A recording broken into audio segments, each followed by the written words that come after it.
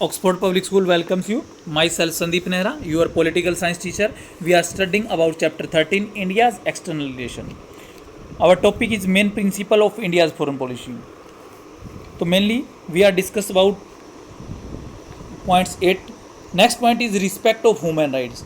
India की foreign policy के अंदर क्या है, इंडिया हमेशा से ह्यूमन राइट्स की क्या है रिस्पेक्ट करता रहा है. जो मानवाधिकार दिए गए हैं, जो हमारे क्या है यूएनओ के आर्टिकल्स में भी लिखे गए हैं, उनके बारे में वहाँ पर क्या है 10 ह्यूमन राइट्स दिए गए हैं. तो इंडिया हमेशा से उसकी रिस्पेक्ट करता रहा है. इंडिया ने क्या है ह्यूमन राइट्स से ही क्या है इफेक्ट होकर के क्या है हमें क्या है फंडामेंटल राइट्स दिए हैं. प्रत्येक मतलब जितने भी हमारे सिटीजन हैं या फॉरेन को भी कुछ क्या फंडामेंटल राइट्स दिए गए हैं. तो हमारे सिटीजन हैं उनको क्या है फ्रीडम का, इक्वलिटी का, इस तरह के फंडामेंटल राइट्स दिए गए हैं. तो हम कह सकते हैं कि इंडिया क्या है ह्यूमन राइट्स की क्या करता है रिस्पेक्ट करता है. यहाँ क्या है वर्ल्ड की सबसे बड़ा डेमोक्रेटिक सिस्टम इसीलिए कहा जाता है कि यहाँ ह्यूमन राइट्स काफ़ी अच्छे से फॉलो किए गए हैं और दिए गए हैं. नेक्स्ट है India is not neutral in international politics. अब पहले हमने टॉपिक पढ़ा था कि नॉन अलाइनमेंट है इंडिया.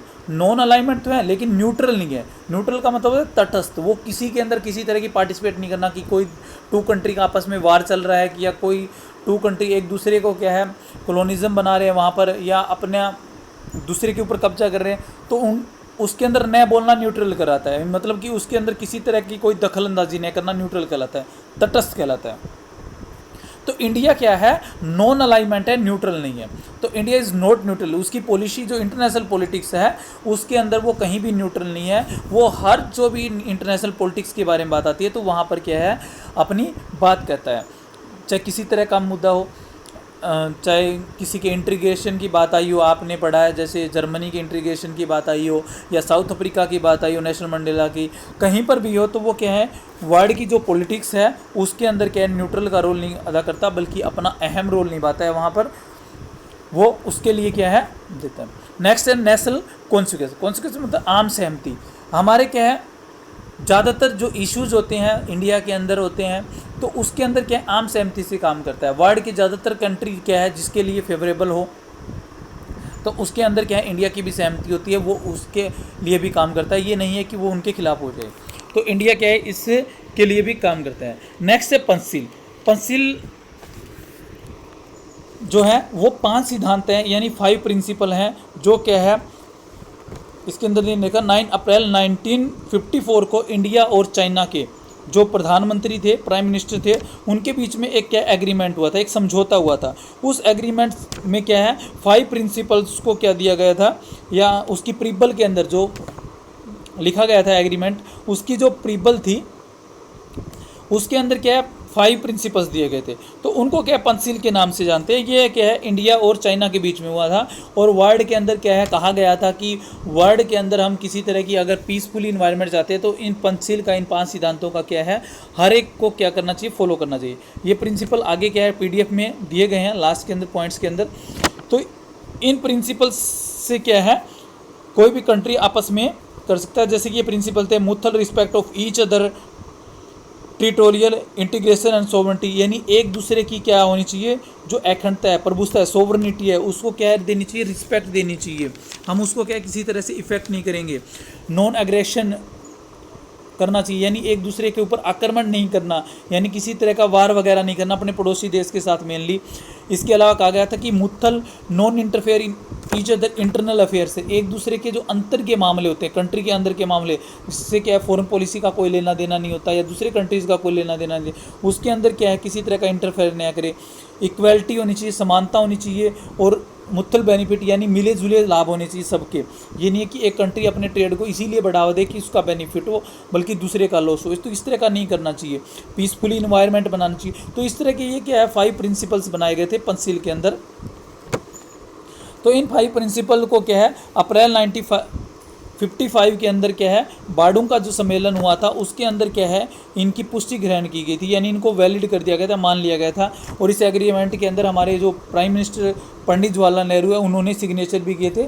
लेकिन चाइना वार के बाद क्या है ये पंचशील क्या है ख़त्म हो जाता है क्योंकि 1962 के अंदर क्या है चाइना के साथ इंडिया का जैसे ही वार होता है तो पंचशील क्या हो जाता है हमें एक तरह से ये कह सकते हैं कि इंडिया का बिलीव्स उड़ जाता है, उसका विश्वास खत्म हो जाता है पंचशील के ऊपर से.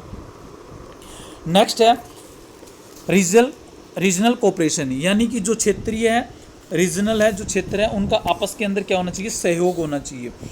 कैसे क्षेत्रीय सहयोग, रीजनल का मतलब यहाँ इंडिया के रीजनल से नहीं है, यहाँ क्या है वर्ल्ड के आपस के जो मेनली जो नाइबर्स कंट्री या पड़ोसी देश हैं उनका आपस में एक रीजन्स होना चाहिए, एक क्षेत्र बना होना चाहिए जो आपस में कोऑपरेशन करें। तो इंडिया ने भी इसके लिए काफ़ी किया है। 1985 के अंदर क्या है, इंडिया के अंदर क्या बनाया गया, सार्क बनाया गया। सार्क होता है south Asian association of regional cooperation, यानी जो हमारे साउथ एशिया के कंट्री है मेनली पाकिस्तान, बांग्लादेश, श्रीलंका, भूटान, नेपाल, अफगानिस्तान, मालदीव, ये क्या है 8 कंट्री है। तो इन्होंने मिलकर के सार्क बनाया, जो आपस में मिलकर के क्या है इस एरिया क्या क्या करेंगे, डेवलपमेंट करेंगे। तो रीजनल एक तरह के क्षेत्रीय कॉरपोरेशन को क्या देना चाहिए, बढ़ावा देना चाहिए। तो इसके लिए क्या है इंडिया ने ये बनाया। नेक्स्ट है new international economic order and the question of the protection of environment.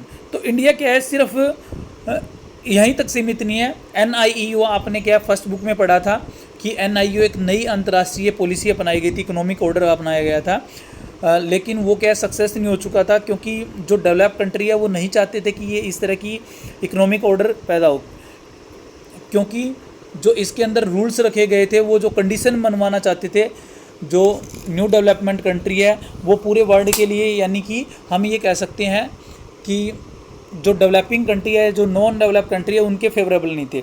तो इंडिया क्या है न्यू इंटरनेशनल इकोनॉमिक ऑर्डर अपनाना चाहता था जिसके अंदर उसके फेवरेबल था, जिसके अंदर सभी को इक्वलिटी मिले, चाहे वो कंट्री क्या हो, कितना भी डेवलपमेंट क्या हो।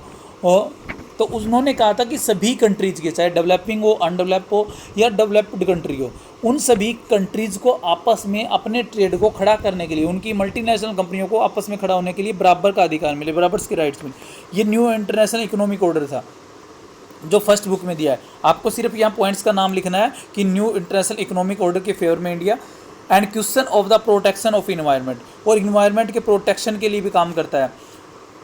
जैसे लास्ट बुक में आपने इन्वायरमेंट के लिए जो हमारे क्या है वर्ल्ड के अंदर प्रोटोकॉल हुए हैं, जितने भी प्रोटोकॉल हुए हैं अर्थ के लेकर के समिट्स हुए हैं, उनके अंदर इंडिया ने पार्टिसिपेट किया है, अपने कार्बन को क्या है कम करने की कोशिश। आज भी इंडिया के अंदर जो उसका कार्बन का रेशियो पॉपुलेशन के अकॉर्डिंग वो काफ़ी कम है इन्वायरमेंट में। तो इन्वायरमेंट की प्रोटेक्शन के लिए इंडिया क्या है हमेशा तैयार रहता है। नेक्स्ट है membership of Commonwealth of nation.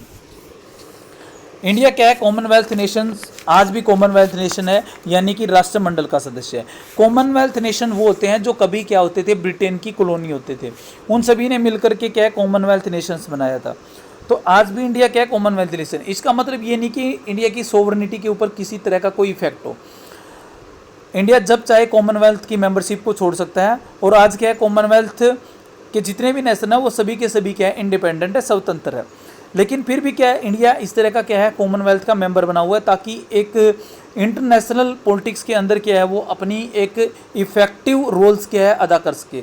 तो इस तरह से हम कह सकते हैं कि ये इसकी फॉरेन पॉलिसी में भी है कि वो कॉमनवेल्थ नेशंस की मेंबरशिप क्या है करता रहे।